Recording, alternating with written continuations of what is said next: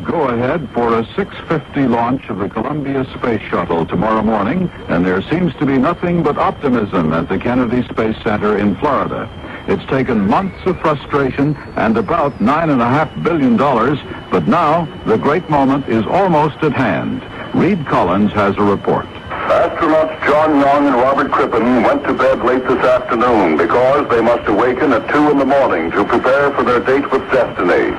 In their final briefing, space officials declared the shuttle Columbia ready for flight. The weather forecast is for light ground fog, but unlimited visibility aloft and acceptable winds. Late tonight, the ground support crews will begin to load 500,000 gallons of liquid hydrogen and oxygen into the external tank. 4 times in the past, Young has slept the sleep of pre-launch. He made 2 Gemini flights and 2 Apollo flights to the moon. At 50, he is the world's senior space veteran. Crippen, 43, has never been in space before. A pantheon of former astronauts is here for this event, 2 of them now United States senators. The Cape is filling up with tourists who line the causeways and the viewing areas to witness the opening of a new era in manned spaceflight. Reid Collins, CBS News, Kennedy Space Center.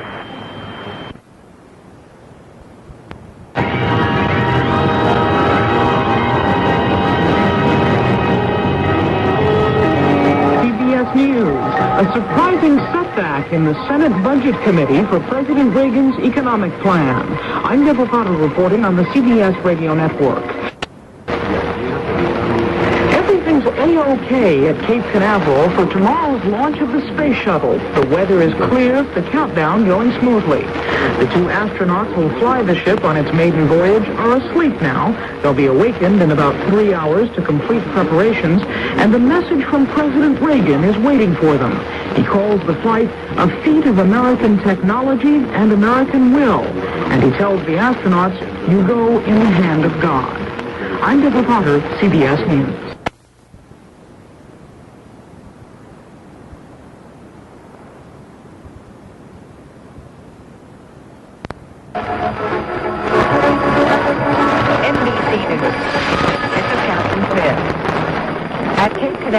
Launch pad 39A is being cleared. Volatile gases will soon start to flow by remote control into the fuel tank. Space Shuttle Columbia preparing for a Friday morning launch. NBC's Steve Porter reports all systems are go. We're into the real thing now, what the engineers here at Cape Canaveral call the final countdown. That means the go-ahead has been given to load the oxygen and hydrogen fuels into the massive fuel tank that's strapped to the Columbia's breast. Cool down of the lines leading from the carried fuel tanks to the service tower, through the orbiter, and into the cavernous tank already has begun. The fueling operation is expected to take about 2.5 hours, and it is completed without a hitch, and the inspection shows no icing over 1/16 of an inch thick on the tank. The crew will be awakened. Except for the replacement of a generator fuse in the service tower, everything, including the weather, continues to run in the proverbial textbook fashion. Launch now about 7 hours away. Steve Porter, NBC News at Cape Canaveral.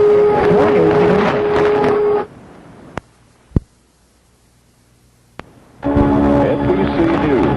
I'm Steve Porter. I'm standing outside our NBC studio building, looking across the marsh to the launch pad here at Cape Canaveral. It's quite a sight. Huge searchlights are trained on the Columbia's fuel tank, the orbiter, and the boosters. The whiteness of the conglomeration almost blinding, while the beams of the searchlights carry far into the cloudless sky as if announcing to everyone for miles around that this time it's for real. I can't help but believe everyone who's worked on this project looks at this incredible sight this morning and virtually bursts with pride. The countdown now has reached less than 3.5 hours, although there is a 2-hour built-in hold that will take place in about an hour and a half. That's when the fueling process will have been completed, and if no serious icing problems are noticed on the fuel tank, the crew will be awakened. Interestingly, it's quiet here. You can hear whippoorwills above the low rumble of air conditioners. But if the countdown continues as smoothly as it's been going, the only thing we're going to hear about 6 hours from now is the piercing roar of 6.5 million pounds of thrust shoving the shuttle Columbia into space. John Alexander will have more news in a minute.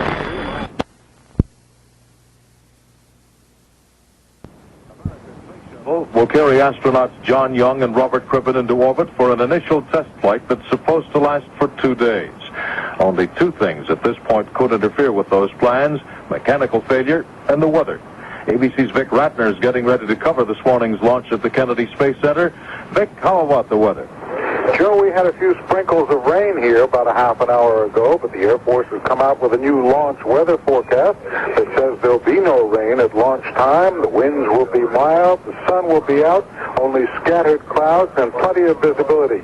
Good observations for a launch. The countdown continues to go smoothly. The crew is in their place inside the Shuttle Columbia, completing communications checks.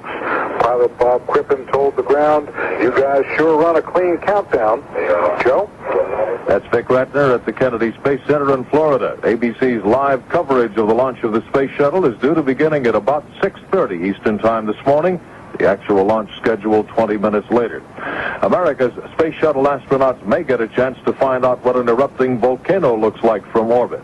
Scientists at the University of Washington say they've detected an increase in the number of earthquakes below Mount St. Helens. And they say that may mean Mount St. Helens is about to erupt again sometime in the next day or so. A message from the president. That story coming up. Okay, the hatch is closed and we verify it's locked. We are starting with the seal. Pressure is correct at this time. At 6:50 a.m. Eastern Time, the Columbia will be launched. In 6 seconds' time after that, the Cape Canaveral Launch Tower will hand over control of the mission to the Houston Space Center. Mutual News will be bringing live coverage of the Columbia launch over many of these Mutual stations. Coverage will continue through to the planned landing of the Columbia at Edwards Air Force Base in California Sunday. This is news from Mutual Radio. Dan Scanlon reporting. NBC News. I'm Steve Porter. It's just about ready to go. The astronauts are inside. The fuel tanks are full. The excitement is at a high pitch here at Cape Canaveral. And with me here to share this event with probably 1 million people around the Cocoa Beach area and millions more on radio and television is J. Bob Reid. Jay, it couldn't be a better morning. It certainly is, Steve. The cloud cover that moved in earlier has now moved off to the north. There's unlimited ceiling. The winds are about at 6 knots. It couldn't be a better morning for a launch, and the countdown's right on time. We're headed for a 20-minute hold at T-minus 20. That 20-minute hold is a mandatory hold. It's an attempt to catch up on various procedures that have been going on during the night, but it looks as if it won't be used as a catch-up basin. It will just simply be the hold that was programmed into the thing. In fact, this has been a remarkably smooth countdown. Certainly has. They haven't held since yesterday when they went into a built-in hold at that time, and they came out for 2-hour hold this morning. And as you said, we've got 2 more holds scheduled, and that appears to be it. So it'll be less than an hour away now before the launch. The launch still set for 6:50 a.m. Eastern Time. Don Blair will have more news in a minute. It has been determined to extend the hold slightly while we troubleshoot a problem with fuel cell number 3 on board the orbiter. The light indicator which we got, which is a red line indication, which means that we must hold, indicates that the water production of the fuel cell is above what is considered normal. At the present time, we are assessing that problem and should have a resolution shortly. But we are holding at the present time at T-minus 9 minutes. This is shuttle launch control. There are 3 fuel cells aboard the orbiter. Any one of the 3 can run the spacecraft in an emergency, but NASA likes to have all 3 working at the time of liftoff, so that's why we're going to extend this hold, NASA says, while the engineers try to figure out what's causing the problem. John? They use oxygen and hydrogen and combine them with another ingredient, and they put out electricity and water. They make water, and that's what they're finding. They're getting too much water flow rate than what they're supposed to get for the electrical rate that they're getting, and so they want to look into it. Out here it still looks gorgeous, so the clouds are moving farther out. If they launch in the next hour or so, it's going to be beautiful. The Space Shuttle's been under development since 1972. President Nixon gave the go-ahead back then. NASA wanted to develop a bigger, more complicated space shuttle involving actually two craft. One that would lift the shuttle up towards space, and the orbiter itself that would go out into space. But that was thought too expensive at the time. So the budget was cut from $10 to $5 billion, and NASA said, all right, we'll build a smaller space shuttle. This one is about the size of a DC-9 jetliner. And there was also a decision to make it mostly reusable.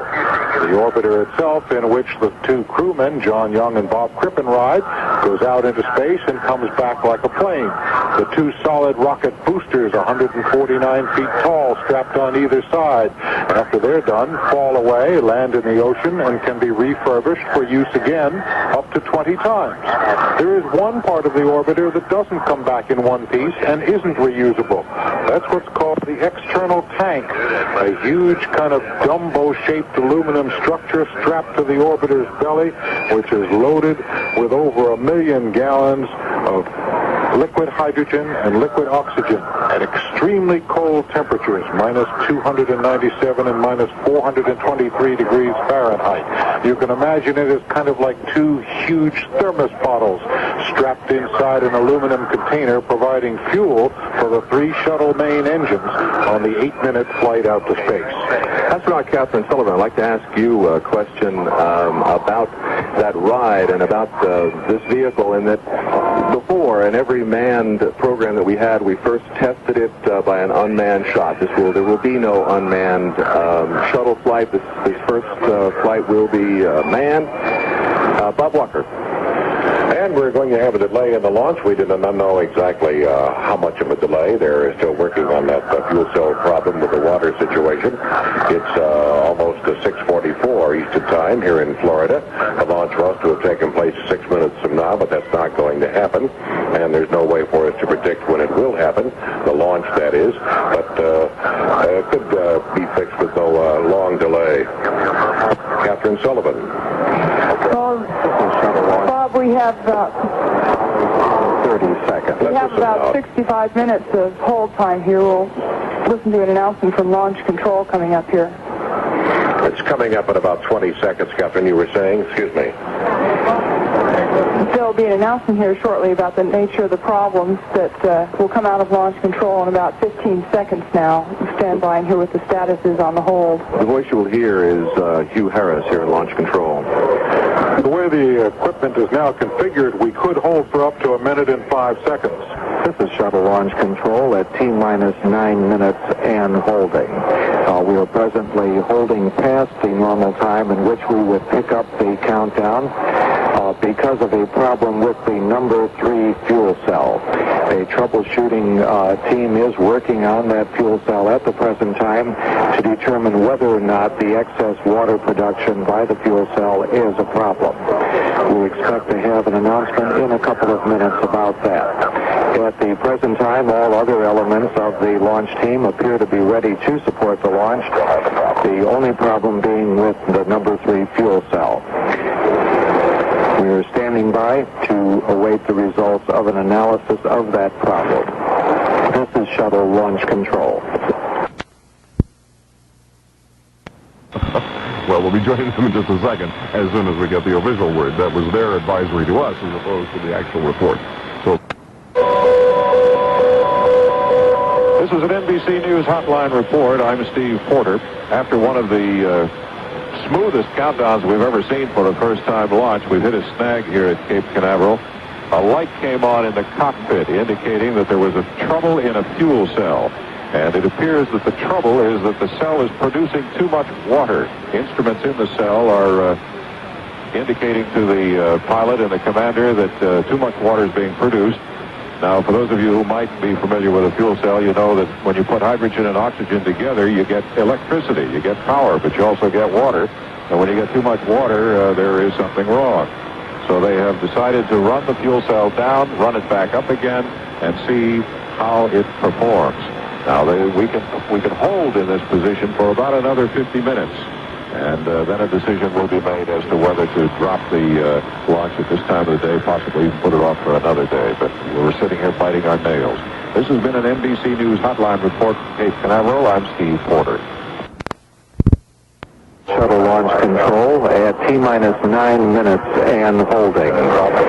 The one problem which we were taking a look at, which was the number 3 fuel cell, has been determined to be satisfactory at this time, and it appears that we will be able to go ahead with the countdown from the standpoint of the fuel cells.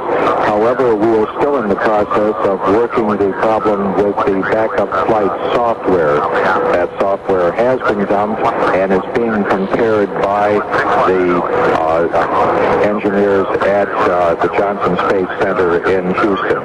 We're standing by to hear whether that comparison is satisfactory and whether or not we can pick up the countdown in the next few minutes.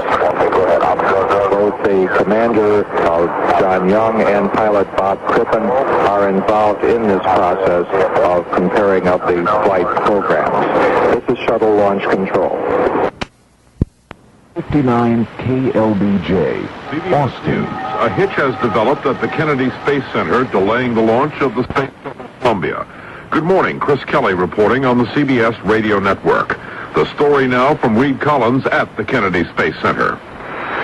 One of the fuel cells aboard the orbiter appears to be acting up, and that has delayed the launch of the Space Shuttle for an undetermined length of time. The indication is the fuel cell is producing an overabundance of water. There is no indication now of how long this difficulty might take to chase around, but it has delayed the launch for more than 10 minutes beyond the scheduled time. Fuel cells have been balky creatures since the early days of Gemini, when first they were introduced, but they have also enabled men to fly in space for prolonged periods of time. They use hydrogen and oxygen to produce electricity with water as a byproduct, and without them, spacecraft would have to carry hundreds of pounds of batteries in order to get the equivalent amount of juice. Just how long Robert Crippen and John Young will have to troubleshoot this problem before they decide to go or not go remains to be seen. An announcement follows. This is Reid Collins, CBS News, Kennedy Space Center.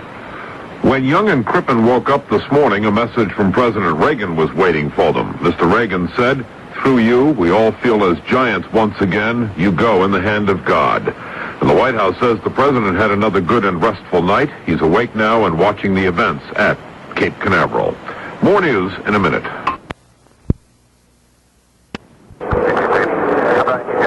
This is Shuttle Launch Control at T-minus 9 minutes and holding. We have used up approximately 30 minutes of hold time instead of the planned 10 minutes that we would have had at this particular point. At the present time, we have just had a check with the managers here at the consoles to determine whether they could do without having data for about 75 seconds.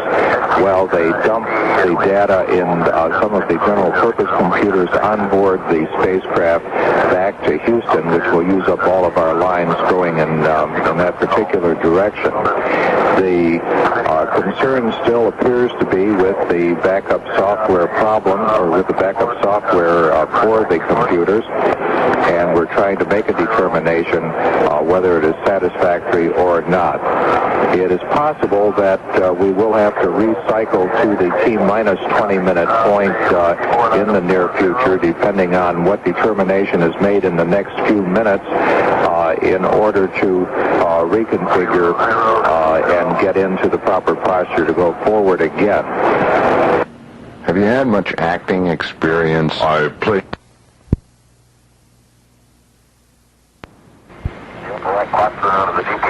Columbia, the first flight of the Space Shuttle. This is Reid Collins, CBS News at Kennedy Space Center.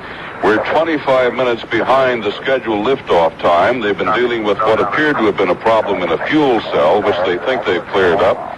They're now dealing with a problem in a computer software system. This has necessitated running the spacecraft on fuel cell power now for some 25 minutes longer than they'd like to. They're now going to hook it back up to share some of that load with ground power. And we don't know exactly how long this hold may last. We don't know exactly how long the clock may have to be recycled. My colleague Steve Young is in Houston, Texas at Mission Control there. Steve, is there concern? Can you tell? And what's happened here to the first flight, which hasn't begun? Reid, still not any excess concern. What happened apparently is that programs, so-called computer software, were loaded into the 4 main computers aboard the orbiter Columbia.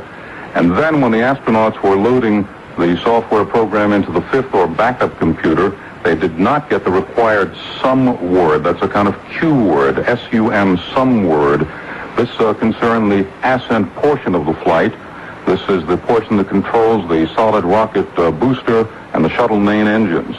So they're in the process now of trying to confirm that the 5th backup computer has been properly loaded with the software or programming telling it what to do and how to control the flight. And one of the problems that is endemic to this sort of long hold is that of the inertial measuring unit, which tells the spacecraft where it is. That platform was aligned perfectly at one time, and we're not certain now if they may have to realign it, which would mean putting the clock back even further.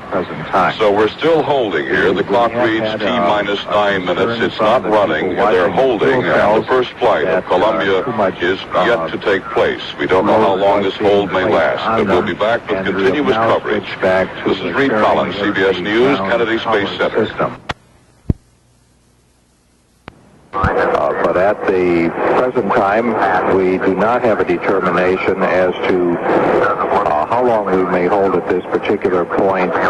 There has to be a decision in the near future as to whether to go back to a different point in the countdown. But at the present time, we're at T-minus 9 minutes and holding. This is shuttle launch control. By rough figuring on what you, Harris, just said, that word would have to come in the next 7 minutes, I would guess, if you were going to launch 9 minutes after that.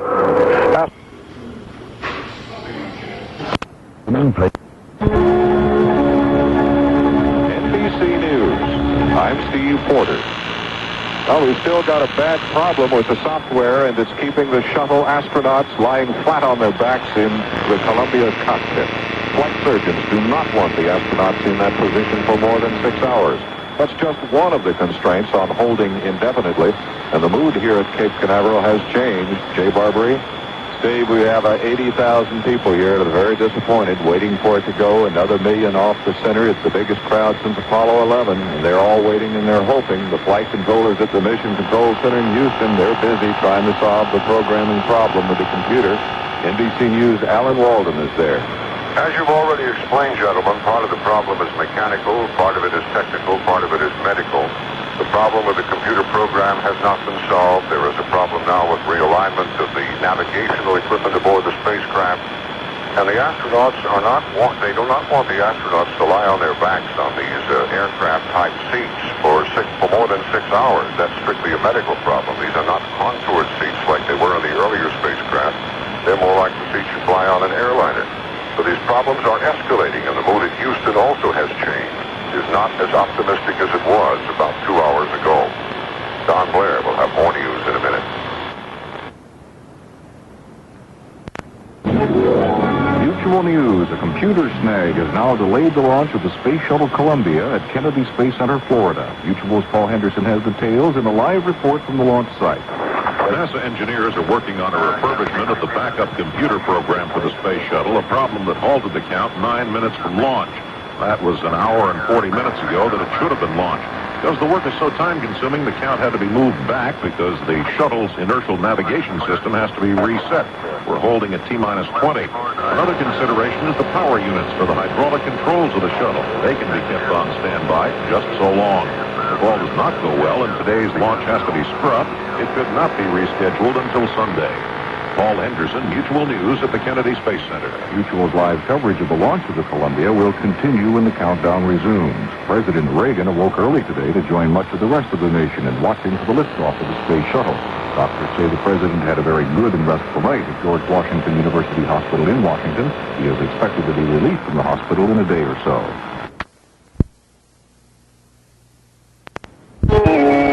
CBS News.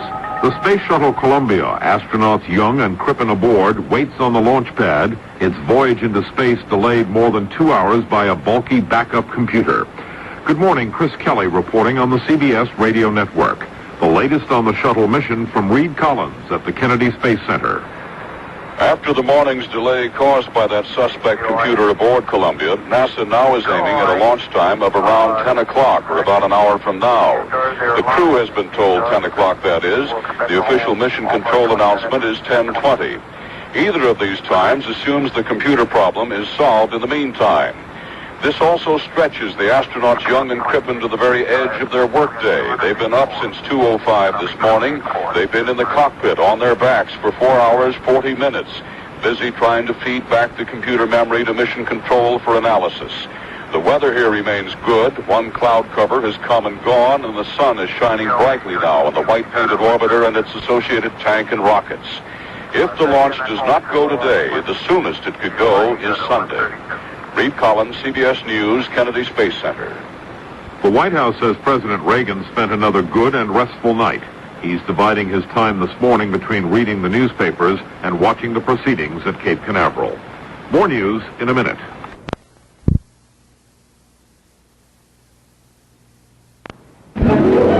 Mutual News. Just 40 minutes ago, the countdown for the launch of the Space Shuttle Columbia resumed. The launch failed to go on time because of problems with backup computers.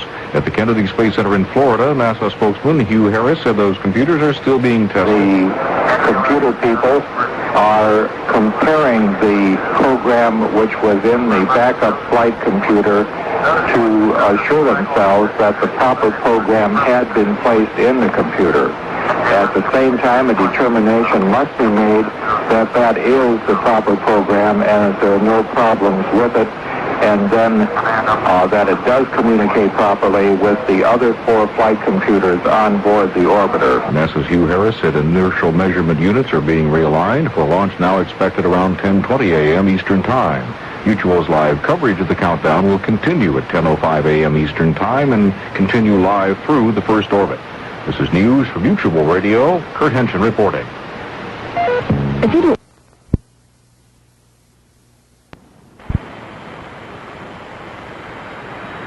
Columbia, the first flight of the Space Shuttle. This is Reid Collins, CBS News at the Kennedy Space Center in Florida, where they're still troubleshooting and they're still aiming for a liftoff sometime within the hour, if that's at all possible. The planned liftoff is now 2 hours, 45 minutes behind schedule. The astronauts are still up there in the cockpit on their backs, still working away and still hoping. Let's go to Mission Control in Houston now. My colleague Steve Young. Right over in the Shuttle Avionics Laboratory, they've been simulating the portion of the countdown which led to the indication of a programming failure in Columbia's 5th or backup computer. They've had to run through quite a portion of the countdown to reach the critical moment and should be there about now. The computers speak in a language called HAL-S. They're all supposed to talk to each other on 4 separate pathways. Indications were that there were only 2 functioning lines to and from the backup computer. But they could simply yank that 5th computer and plug in a 6th computer they have on board, which they normally hold in reserve. Reid? That is the nexus of the problem here, the backup computer, which apparently refused to speak at least properly and interrogate the other 4 computers on board. They have about decided that the program was correct and there may be just some anomaly in what they're getting as a readout. At any rate, Crippen and Young remain in the cockpit. They've been up there since about 4:20 this morning. The men are getting tired. They're reaching the edge of their crew limits, as they say. That is the amount of time they can be kept up there without some sleep, because later on in the mission they have many activities to go through, and they want a rest period at least within 20 hours of the time that they first were awakened. That was at 2:05 this morning. The count is in a planned hold at T-minus 20 minutes. It may jump ahead, and then they may lift off sometime within this next hour. For now, this is Reid Collins, CBS News, Kennedy Space Center.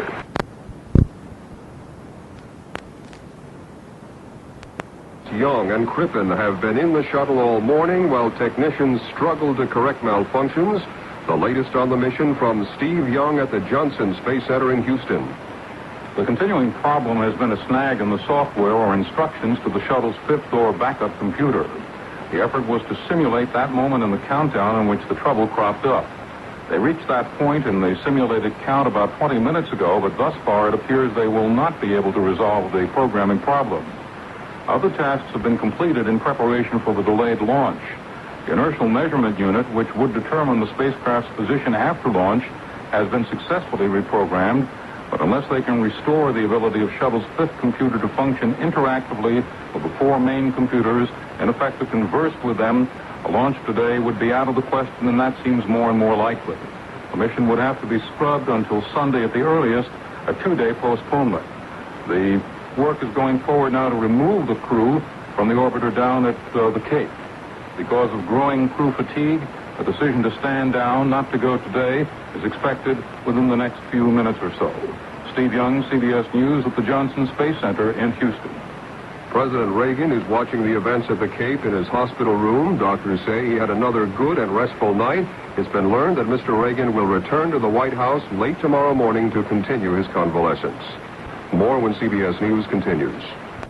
By NASA not to go today, Columbia, the orbiter, will not fly today, primarily because of difficulty in the software with its fifth or backup computer.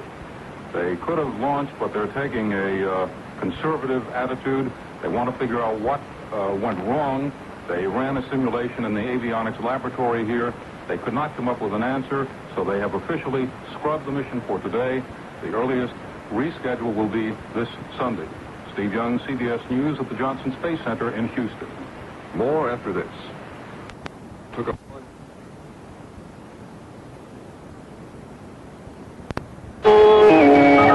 CBS News. Ford Motor Company reports a feeler from Chrysler on a possible merger of the two automotive giants. Ford adds that it has said no. I'm Richard C. Hottelet reporting on the CBS Radio Network. Shuttle, computer problems today scrubbed this morning's launch. The next attempt is set for the same time, 6:50 a.m. on Sunday. Stocks and other news after this.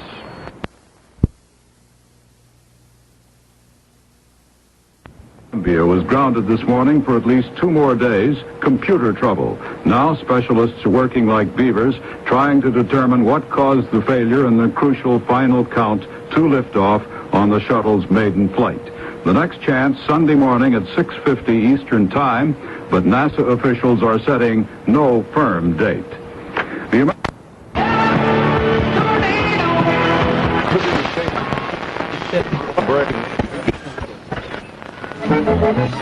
Problem today that forced a postponement of the launch of the shuttle.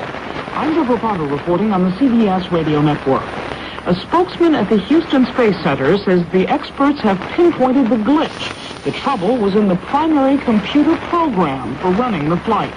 Officials say they haven't decided yet how to fix it, but at least they know where to look. Get more from Steve Young.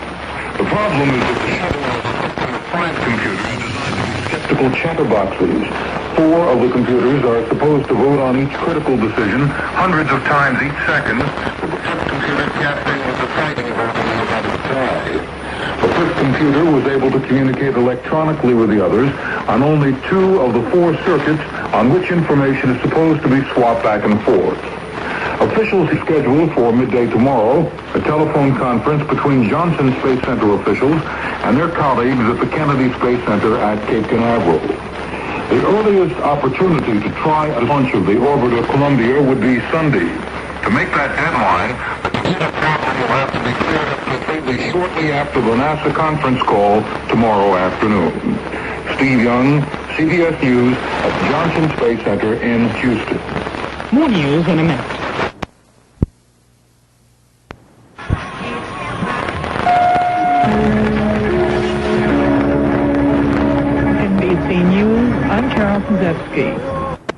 Here's the problem that postponed Friday's launch of the Space Shuttle Columbia. NASA officials will decide later today if the Sunday launch is possible. NBC's Dan Blackburn reports that souvenir hoppers are also busy enjoying practical benefits of the proposed launch.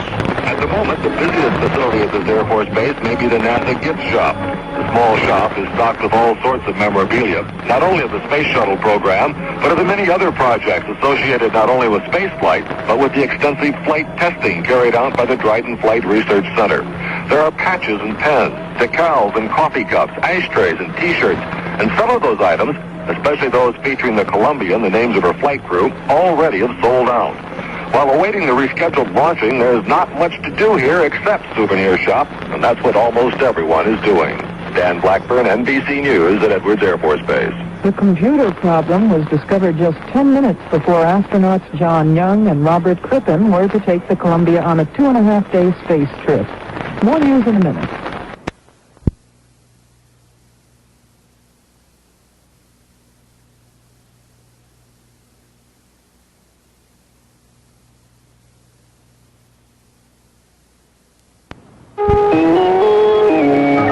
CBS News. Scientists will try again tomorrow to launch the Space Shuttle. I'm Paul Lockwood reporting on the CBS Radio Network. Space officials at Cape Canaveral conferred by telephone today with those at Mission Control in Houston, and it was decided that liftoff will be attempted at 7 a.m. Eastern Time tomorrow. The space agency says the computer problem which prevented yesterday's scheduled launch has been corrected. NASA's Arnold Aldrich spoke at a news briefing in Houston. We now expect those computers to operate correctly and in sync for this condition throughout the countdown, the flight, and the landing phase. And as you've either been told here or in Florida or will shortly be told, our plan after reviewing this morning with the management in Florida is to pick up the count this evening at 6 o'clock. I'm not sure that's Houston or Florida time. I guess that's Florida time. The weather forecast for tomorrow morning at the Cape is for scattered clouds and brisk winds. The president goes home from the hospital. That story when the news continues.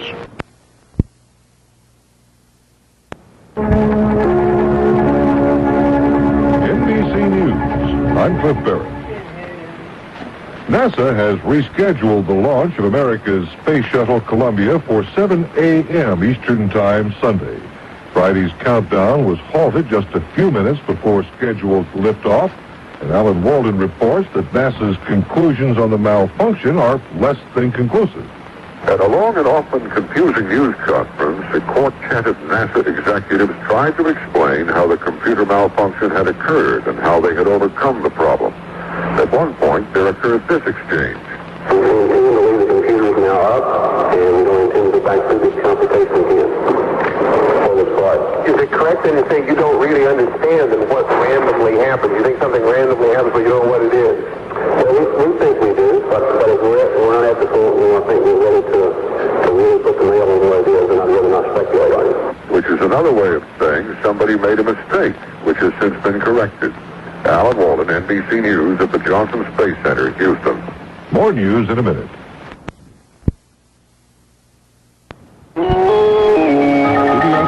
Launch time for the Space Shuttle is now Sunday morning. I'm Paul Lockwood reporting on the CBS Radio Network. Space agency officials who yesterday scrubbed the planned liftoff because of a computer problem today rescheduled it for 7 a.m. Eastern Time tomorrow. Reid Collins at the Kennedy Space Center in Florida has more on the story. It's all a matter of time. The computer problem involves 40 milliseconds of mistiming, 40 thousandths of a second of producing what computer people call a timing skew. But time is not that major a consideration to getting the space shuttle into the air. If the weather's bad, the shuttle could wait several hours for clearance. Reporters asked George Page, the launch director, why he decided to launch at 7 o'clock tomorrow morning instead of that more familiar time, 6:50. We didn't have too good feel about how this thing was going. I'd heard one weather report that it would be clear a little later in the morning, and then we decided, well, why don't we just shoot for an even 7? It's easier to keep track of that way anyway.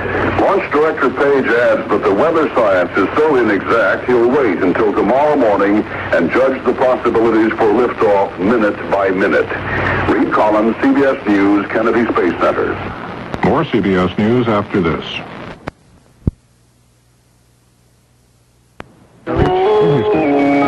CBS News. It's T-minus 12 hours and counting for the launch of the Space Shuttle. I'm Deborah Potter reporting on the CBS Radio Network. The countdown to blastoff resumed tonight after the problem that forced the postponement of yesterday's scheduled launch was overcome. Experts say that somehow the computers on board the shuttle got out of phase by just 40 milliseconds, but that was enough to throw the entire system out of whack.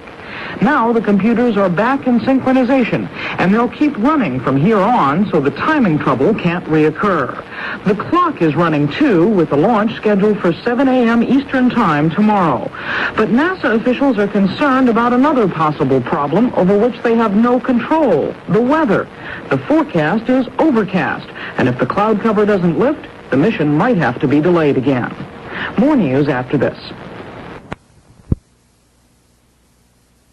CBS News. London's worst rioting in years seems to have died down for the night, but it's left scores injured, many buildings burned, and shops looted. I'm Susan Spencer, reporting on the CBS Radio Network. At Cape Canaveral, computer experts said today that if they'd known Friday what they know now, the liftoff of the Space Shuttle Columbia probably wouldn't have had to be delayed. Today they solved the computer timing problem simply by shutting down the computers and then turning them all on again. Now the computers are talking to each other. Astronauts John Young and Robert Crippen are said to be in high spirits, ready for tomorrow morning's scheduled liftoff at 7 Eastern Standard Time. The countdown has begun. Susan Spencer, CBS News.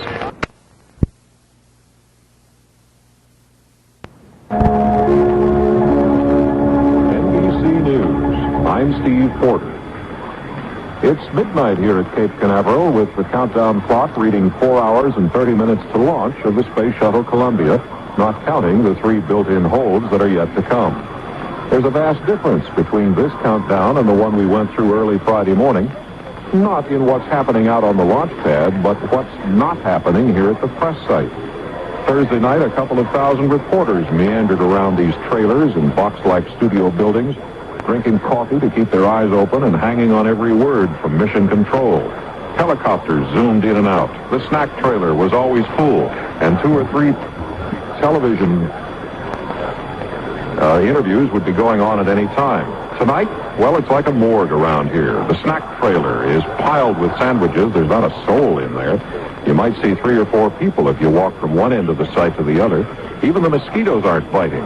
At Mission Control, everything continues to go smoothly, with launch expected at 7 a.m. Eastern Time, maybe even earlier. In fact, they're talking about launch at 6:45 if everything continues to go as smoothly as it's gone so far. Carol Przewski will have more news after this.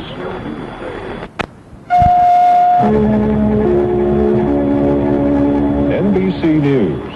I'm Steve Porter. The countdown to launch continues uneventfully here at Cape Canaveral. The clock shows about 3.5 hours to go, not counting a series of built-in holds, the longest of which begins in about an hour and a half. The weather outlook remains good as fuel continues to flow into the Space Shuttle's huge tank. NBC's Alan Walden is in Houston, where officials are keeping a close watch on the computers. The countdown resumes for the Space Shuttle launch. Computer experts are going to be watching closely for any recurrence of the problems which forced the initial postponement, according to Jerry Wheeler of Rockwell International. When they first bring them up, first turn them on and warm them up, they will then dump the data they have and check that immediately before going any further. If the problem does not exist, then they know they can go ahead with no further complications. If there's any indication of the problem, then way back in the beginning, they can make sure that they've got it corrected. And if necessary, they'll work around the problem now that they've figured out how to do it. Alan Walden, NBC News at the Johnson Space Center in Houston. And here at the Cape, all continues to go very smoothly. Launch set for 7 a.m. Eastern Time, maybe even a little earlier. Carol Przewski will have more news in a minute. NBC News. I'm Steve Porter. The countdown has been resumed. The clock reads less than an hour and a half to launch, not counting 20-minute and 10-minute built-in holds at T-minus 20 and T-minus 9.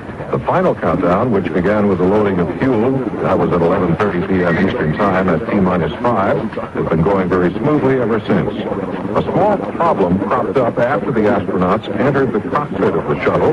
They were not getting enough breathing air through tubes connected to their helmets, but it was not what officials call a long-term problem.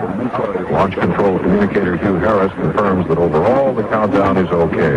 Everything going smoothly, the weather looking good, all aspects of the shuttle looking good as we prepare for a liftoff at 7 a.m. this morning. Although the weather does continue to be excellent. Only 2 hours from launch time. A lot can happen along this Florida coastline in 2 hours. But we're still counting with the Columbia and her crew moving through the final hours very smoothly. Steve Porter, NBC News, Cape Canaveral. Wally Robinson will have more news in a minute. Center in Cape Canaveral, Florida, and he has the latest. 40 minutes ago, the shuttle's cockpit door was closed, with the astronauts inside again, going through the pre-launch checklist. The countdown has run smoothly. There was a brief problem with chute loop oxygen. It was overcome after about half an hour of troubleshooting, and we're still aiming for liftoff at 7 o'clock 1 hour from now. The weather, which was threatening somewhat yesterday, is good thus far. The sun is peeking over the rim of the Atlantic at this moment, revealing some banks of pink clouds marching along the far horizons, but no threat. The American flag lies limply on its standard here at the press site, hardly a breath of breeze out there. And on the launch pad, bathed in spotlights, stands the shuttle, something like a gull, ready to take the wings of the morning. Reid Collins, CBS News, Kennedy Space Center. We'll return to the Kennedy Space Center shortly, and the launch of the Columbia will be carried live over many of these CBS radio network stations. Now this. Good morning, Sue. I'm here along with Ben Baldwin here at the Johnson Space Center as we watch the countdown for the maiden voyage of the Space Shuttle Columbia. Right now, we have just completed that 20-minute hold period, and we are counting down about 19 and a half minutes left before launch. Of course, we have one more necessary hold we have to take before launch. The weather looks beautiful at Cape Canaveral. As a matter of fact, sometime early this morning, they were indeed concerned, or last night, they were concerned about the possibilities of low clouds and clouds maybe blocking visibility. That doesn't appear to be the case this morning. It looks clear, beautiful. In fact, the computers are back in love again. They're talking to one another, so everything seems fine this morning. That's right, Ben. We would have noticed that computer timing problem if it had come up at the 20-minute mark. Apparently, it did not come up. But, of course, as you remember, it really wasn't a problem at all. Actually, they didn't really understand or didn't really know on, I've lost track of the days. It was Friday, as a matter of fact, until T-minus 9 minutes, right after the whole period had ended. And when they started counting again, that's when they realized that indeed they had, a problem with the computer, if you want to call it a problem. If you don't call it a problem, Wayne, what do you call it then? Well, the NASA officials call it design systems error. A lot of the reporters were asking them if that meant human error, and in a sense it did, because they just simply didn't realize that this type of situation, this timing miscue could have happened. They had no procedures built in for it. But if they had known what to do at that Friday time, they could have done the launch then. It sounds a lot better, I suppose, than time skew anomaly. That was rather hard to pronounce, and it didn't really say anything anyway.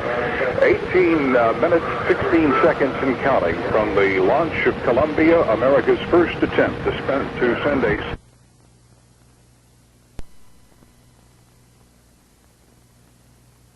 It does indeed lift off. They've been checking the levels of that super cold hydrogen and oxygen fuel in the external tank just to make sure that there's no dissipation there. So far, there's no problem at all with that. By the way, these engines must be up to 90% thrust. At least 90% thrust, they do indeed have a problem. One NASA engineer was saying to me last night that is indeed a critical problem, as a matter of fact. Our critical concern. They're using two new kinds of rockets, and we were explained to us earlier the other day that they're using the solid fuel rockets simply because they were available. They were on the shelf, and nobody had to order them from the manufacturer. Somebody already had them made. That's right. Same thing pretty much with the computer system. They have those IBM computers that they use as the primary computers. Back in 1972, they've done some modifications on them, and those are the computers on board that crashed. Let's go to launch control at Cape Canaveral. Center at the Kennedy Space Center, when it was verified that all four of the general purpose computers on board were communicating properly with the backup computer. This was one of the problems. This was the problem which stopped the countdown on Friday morning when we were trying to have our first launch of the Space Shuttle. It was determined at that time, and after that we were not having a successful communication between the computers. It was suspected originally that it was the backup computer that was having the problem, And then after many hours of work by 50 to 100 computer experts here and at Houston, it was determined that there was a timing skew or a timing problem between two of the four primary computers and the backup computer.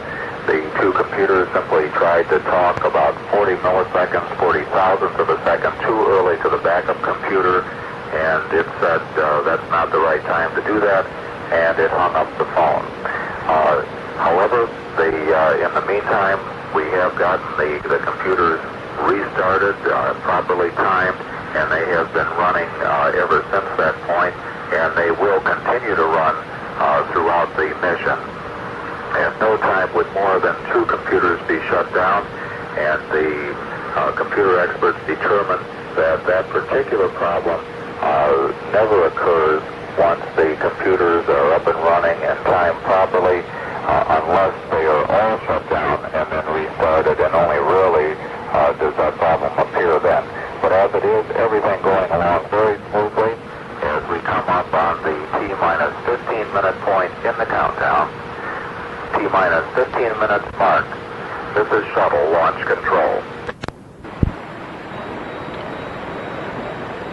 Columbia, the first flight of the Space Shuttle. Good morning. This is Reid Collins, CBS News at the Kennedy Space Center in Florida, where we are 10 minutes from liftoff, and all has run smoothly to this point. The countdown clock is stopped at T-minus 9 minutes, and it will start again in less than 1 minute. The astronauts Young and Crippen are up there on their backs inside the shuttle cockpit, hoping to get past that time of Friday when the computers balked and the shot ultimately had to be scrubbed. This is shuttle launch. One slight problem evolved 3 hours ago when their oxygen system to their suits didn't seem to flow immediately. This was a disconnect plug difficulty. They got that fixed after half an hour. 9 minutes. Well, the sun's well up now. It's lighting what amounts to a Fritz Lang movie set out there on the pad. The most complicated apparatus ever made. 2 solid propellant boosters strapped alongside that egg-like external tank that itself holds 500,000 gallons of liquefied hydrogen and oxygen. Piggyback on the big tank is the shuttle itself, as large as a DC-9 airliner. 3 big engines of its own, which will ignite first. Nearly 4.5 million pounds of complexity there, to be propelled into space by some 7 million pounds of thrust. Rota, Spain is ready. It's conceivable they would come down there if they have trouble and can't get back here to the launch site. There's White Sands, New Mexico, a once-around orbit abort possibility. There's Edwards Air Force Base. They're already still waiting for the sun to rise out on that edge of our country. Retrieval boats are downrange, ready to snag the solid boosters when they separate and parachute back in some 7 minutes into the flight. Most importantly, though, the men out there, the focus of it all. The 50-year-old John Young, 4-time veteran in space, his 43-year-old companion, Robert Crippen, who's never flown in space before. Between them, literally thousands of hours of jet time, but no time in any craft like this, because there's never been a time for an aircraft such as the Space Shuttle. 1,000 firsts involved here as the clock is ticking away at 7 minutes and 54 seconds to launch time. Just a few moments ago, George Page, who is the launch director here at the Cape, read a message from President Reagan directed to the Columbia's crew. John and drawn the courage and light. Our countrymen and poet, William Cullen Bryant, once said, America is where mankind throws off his glass center. We hear its voice, we lose one more. Who, he said, shall place the limit to the giant's strength, or curb his swiftness in the forward race. Today, we all feel as giants once again. Once again, we feel a surge of pride that comes from knowing we are the first and we are the best. And we are so because we are free. For all Americans, Nancy and I thank you and the thousands of others who have worked to make this day possible. As you hurl from Earth in a craft unlike any other ever constructed, you will do so in a feat of American technology and American will. May God bless you, and may God bring you safe home to us again. That's the end of the message. John, we can't do more from the launch team than say we sure wish you an awful lot of luck. We're with you 1,000%, and we're awful proud to have been a part of it. Good luck, John. Well, I'm too proud about your job to work with you fellas. You're absolutely professional. So that's who it is. And that's a mighty fine speech, and we sure appreciate it. And there we have the response of John Young, the mission commander, to the message the George Page over there in the firing room read to them up in the cockpit, where now their clock reads, as does ours and does the world, 5 minutes, 53 seconds to schedule liftoff time. Pre-start, which these rockets are going to light off several seconds before the actual liftoff begins. It's necessary to get up full power in the main engines. This will pitch the entire vehicle forward some 30, perhaps 30 inches at the top of it. Then it'll settle back, and once it has, and once there's full power from the engines, those two solid propellant boosters on either side will be ignited, and she'll take off. There are only 8 bolts holding that entire assembly down out there on 4 little stands. Mission Control has been working the problems that have cropped up. My colleague Steve Young is over in Mission Control in Houston, Texas. And Steve, it must be one of those heart-stopping moments as we count down. It is, Reid, but the controllers here are convinced that Murphy's Law is what snagged them Friday. You know, that old saying that if something can go wrong, it will. I don't exactly know what went wrong, and the computers didn't talk properly to each other, but they know that they've got them in proper sequence now. They know what procedure to go through if it happened again, and they don't believe it will. They were reported this morning to be, if anything, a little less apprehensive than they were on Friday. 4 minutes, 42 seconds. There's no apprehension here. I think you can say expectation is the word that underscores this. Thousands of people are standing out there on the turnaround basin. All their eyes are glued to the site. We're now to 4:30. We're counting. The auxiliary power units ought to be turned on. Let's listen a little bit to the voice of shuttle control here. For running the APUs prior to a liftoff. Everything going very smoothly in this count. The APU start is complete. T-minus 4 minutes, 10 seconds, and counting. The auxiliary power units can't run for a long time, and one of the reasons that they worry about this point of the count is that if they had to stop now, they'd be in a little bit of trouble. They'd be constrained as to how long they could hold. Counting. The final helium purge on the shuttle main engine has been started in preparation for engine start. The liquid oxygen replenish system has been turned off in preparation for pressurization of the tanks for the launch. T-minus 3 minutes, 35 seconds, and counting. Things are happening so fast now that the computers alone can keep up with them, can guide them, can initiate them. Very, very shortly, it'll all be up to what has been pre-programmed, and the flight sequencer itself will know and will tell the astronauts what it's doing. They'll have override control. She's all on internal power now. Let's go back to the voice of shuttle control.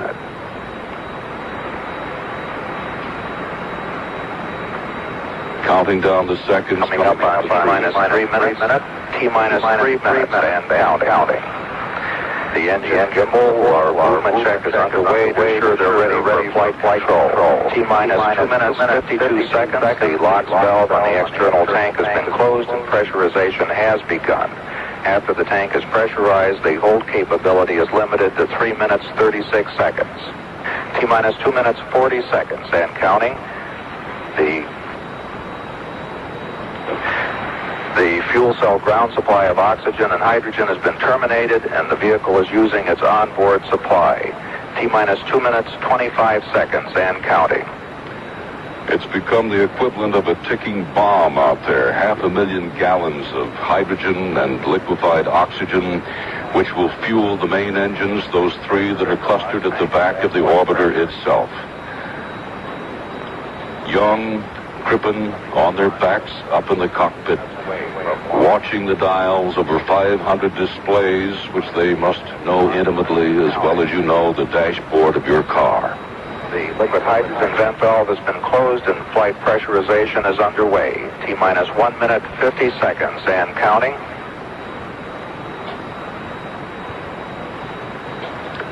perfect sky. Cannon has just said smooth sailing, baby, to astronauts John Young and Bob Crippen.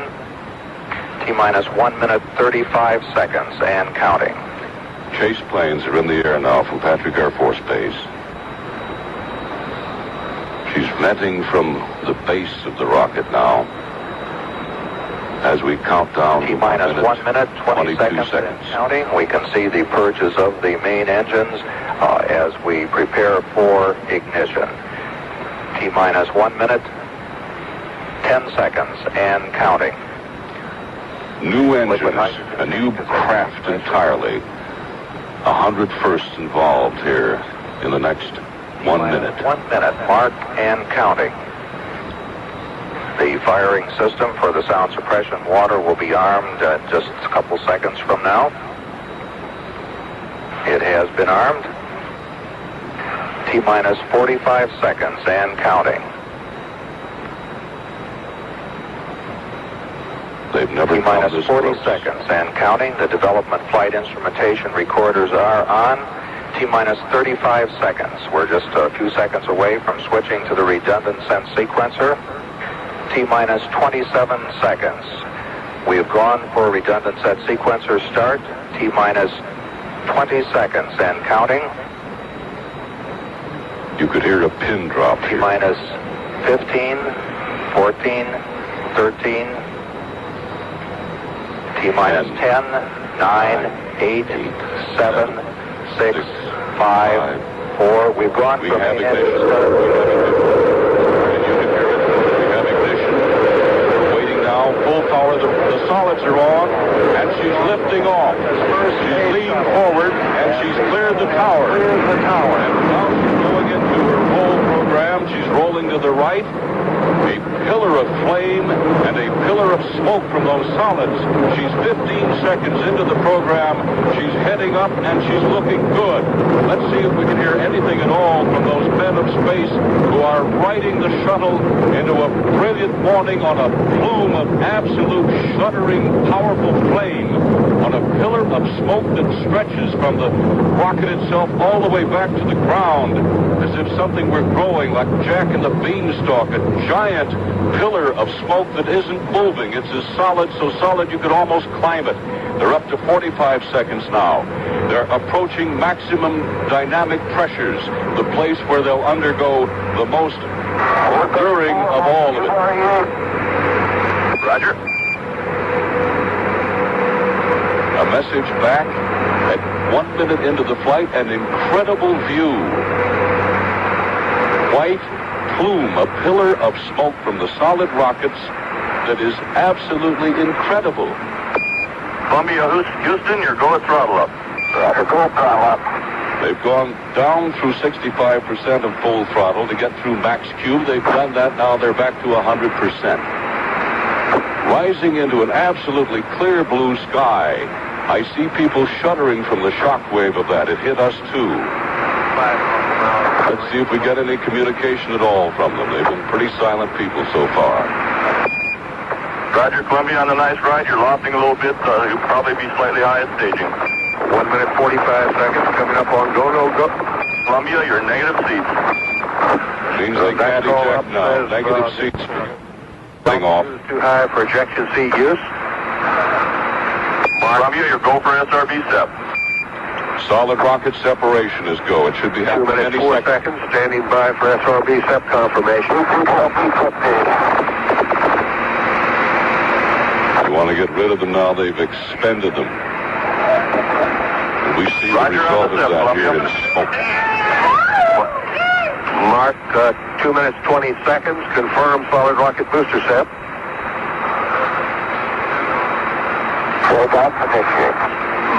They've got Mark, 2 minutes 30 seconds. On-board guidance is converging his program. Columbia is now steering for his precise window in space for main engine cutoff. They have quite a ways 2 to minutes go 40 seconds. before that. Columbia now 39 nautical miles in altitude, 42 nautical miles downrange. Mark, 2 minutes 50 seconds. Columbia, you're looking a little hot. All your calls will be a little early. Okay. Columbia now has 2 engine rotor capability. Mark, Mark, get to Rota, Spain. It's lost an engine now. Young and Crippen really moving out now. Velocity now reading 6,200 feet per second. Going thousands of miles an hour. Mark 3 minutes 15 seconds. Columbia now 51 nautical miles in altitude, 66 nautical miles downrange. Velocity now reading 6,500 feet per second. They're coming up to the point in about a minute when they can't get back here. 3 minutes 30 seconds. Columbia now 55 nautical miles in altitude, 78 nautical miles downrange. A little faster, quicker than they thought they'd be. 3 minutes 40 seconds. Standing by for our return status check and mission control by Flight Director Neil Hutchinson. Columbia given a green to continue. Just a dot in space, just a little sapphire point. 3 minutes 55 seconds. Standing by for Presto Mico, which says Columbia should lose one engine. Stand by, Presto Mico. Columbia continues flying forward, coming up on negative return. For Mico. Roger, Mico. Mico is main engine cutoff. They're going to press ahead to that point. Mark 4 minutes 8. Columbia, stand by for negative return. Mark, negative return. Your map is good. Mark 4 minutes 25. So they can't get here. With that, outstanding. With that call up from Capcom Brandon Stein, Columbia now committed to space travel. Young and Crippen can no longer turn around and return to the launch site. Columbia, Houston, we're showing both Ohms PC transducers off scale high. Mark 4 minutes 45 seconds. The flash evaporator is activated on board to cool Columbia. Set my scale low here. Roger, stand by. We'll keep an eye on it. Mark 4 minutes 56 seconds. Columbia is lofting early in the second stage, is now being taken out of the trajectory as programmed. Columbia now 74 nautical miles in altitude, 181 nautical miles up. Stop over there, man. What a view. What a view. Glad you're enjoying it. Mark 5 minutes 15 seconds. Columbia now 75 nautical miles in altitude, 202 nautical miles downrange. Velocity now reading 11,000 feet per second. A status check and mission control by Flight Director Neil Hutchinson. They go all around the boards to make sure everybody says what he sees is good. You're going 530, Mico, 8+34. Mark 5 minutes 40 seconds. That call up from Capcom Brandon Stein says Columbia's trajectory navigation and engine performance look good. Columbia reading you loud and clear. Okay, you're clear, a little weak. Mark 5 minutes 55 seconds. Columbia, we just switched over Bermuda. Boy, should be getting better here in a second. Okay. 6 minutes. Columbia now 76 nautical miles in altitude, 280 nautical miles downrange. Velocity now reading 13,000 feet per second. After 6 minutes of flight out over the Atlantic. What a view, they say. Can we have the cryo heaters, please? And Columbia, your single engine rota. Mark 6 minutes 25 seconds. That call up from Capcom Brandon Stein says that if 2 engine failure occurred, Columbia is capable of an emergency landing at Rotor Naval Air Station, Spain. Mark 6 minutes 40 seconds. Columbia pitching over now, diving to increase velocity, decrease altitude, giving Columbia her most favorable attitude. Columbia now 72 nautical miles in altitude, 373 nautical miles downrange. Velocity now reading 16,400 feet per second. Getting up to orbital speed now. Standing by for a single engine Presto Mico call up from Capcom Brandon Stein. Which means they could lose an engine now and still make it into orbit.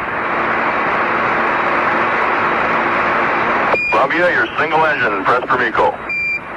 Mark 7 minutes 20 seconds. That report says that Young and Crippen can achieve orbital insertion even if 2 engines go out. Mark 7 minutes 30 seconds. Columbia 67 nautical miles in altitude, 485 nautical miles downrange. G-forces building for Young and Crippen now up to 3 Gs. They'll throttle her back if they need to. Mark 7 minutes 45 seconds. Columbia's main engine slowly being throttled back now. Should be throttled at 65% at 6 seconds before main engine cutoff. Status check in the control center. Columbia, Houston, you're go at 8. Mark 8 minutes, 4 seconds. Panel looking good. Columbia now 63 nautical miles in altitude, 606 nautical miles downrange. Mark 8 minutes, 15 seconds. Columbia now 63 nautical miles in altitude, 650 nautical miles downrange. Standing by now for main engine cutoff. They should be a little over 16,697 miles an hour now. Echo 25670 up at 220 feet per second.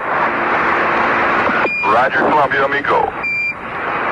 Confirmed shutdown. Columbia, the gem of this new ocean, now in space, not yet in orbit. Now standing by now for external tank separation.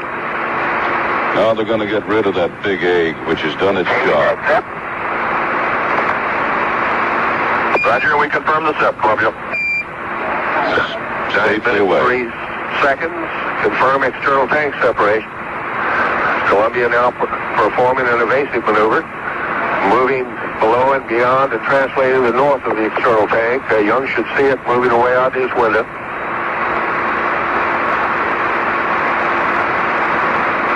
Young in the commander's seat on the left. They're upside down. They're on their backs. The external tank has been jettisoned.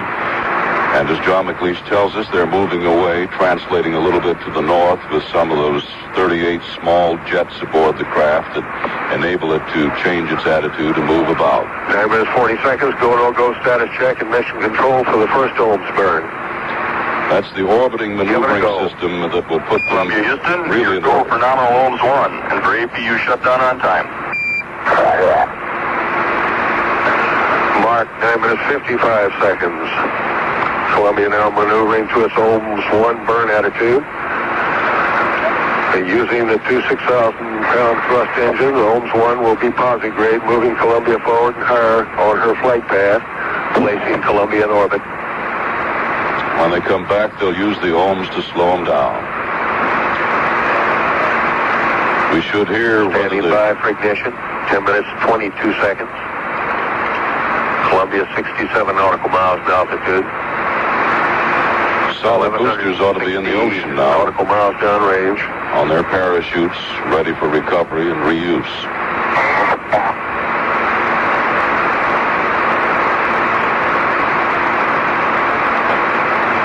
Waiting to see if the ohms on board. Okay, we got 102 on the left and 101 on the right, PC. Roger, Columbia, they're looking good to us. A status check in the control center. That should give them an orbit 57 by 130 nautical miles, about 65 by 150 statute miles. Columbia, Houston, we have 40 seconds to LOS. Configure LOS. You're looking good burning over the hill. We'll see you at Madrid. Loss of signal. 40 seconds to go. We're in a 97 by 42 right now. Roger. The next reporting point will be Madrid, Spain, when they come over the horizon and are able to talk to us through Madrid. The big tank should be rollicking around up there. It's set to go into a flipping end-over-end motion, which will bring it back in the Indian Ocean. It doesn't get into orbit and will be destroyed prayerfully over nobody and come into the water. Shuttle control, Houston, 12 minutes mission elapsed time. We've had loss of signal with Columbia through Bermuda. The next station to acquire will be Madrid. There are 3 ohms burns planned to get them into a circular orbit about 173 Still statute receiving miles. data, however, in the control center. Right at shutdown, they saw right at loss of signal, they saw the shutdown of the ohms. So that would bode well if they have completed that first burn, about a minute and a half worth. adding velocity, seeking a nearly circular orbit from which they can begin the next main step, which will be to open those big bay doors and get the evaporator system working, make sure the latches unlatch and the doors swing open. Another first of many firsts. This has never been done in space before because no machine like this has ever been to space before. Still, here at the Cape, the residue of all that solid propellant burning up there, most of it aluminum, is floating about in what I suppose an environmentalist would decry as a highly polluted atmosphere. It's pretty, though. It has a stark sort of beauty of its own if you look up and see those plumes of smoke that were almost pillar-like in solidity, now being dispersed, now being played with by the ocean breeze that moves in off the Atlantic. Gradually it will go away and become part of the general cloud cover. High clouds, hardly any though, just the horizon covered here. Everything smiled on this first flight of Columbia. In fact, they got off so fast and so high and hot that they almost overshot the nominal track, they kept telling them, and they moved back some of the cutoff and shut down times because it worked better than they'd planned. Madrid, Comtech, Houston, air to ground 1. This is Madrid, Comtech. Roger, you want to do an H5? I'm on a multi-access, air to ground 1 and 2. Roger.